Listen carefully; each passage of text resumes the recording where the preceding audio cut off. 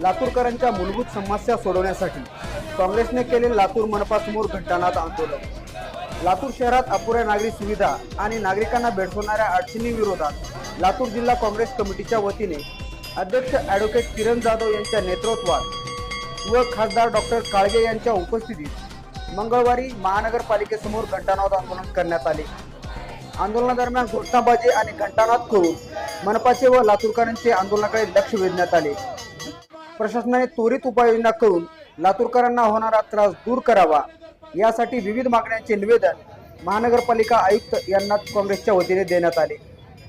आंदोलनास काँग्रेस पक्षाचे पदाधिकारी, कार्यकर्ते व नागरिक मोठ्या संख्येने उपस्थित होते।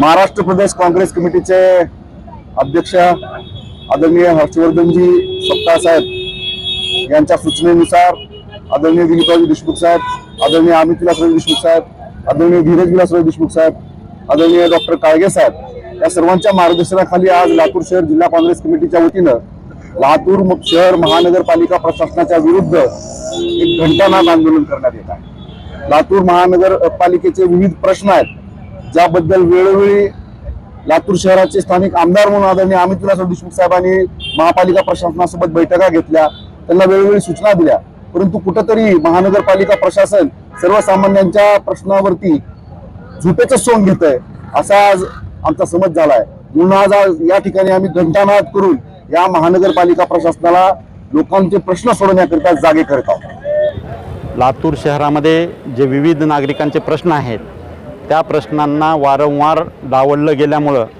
जनता त्रस्त झालेली आहे आणि या जनतेला न्याय मिळवून देण्यासाठी काँग्रेस पक्ष रस्त्यावर आलेला आहे।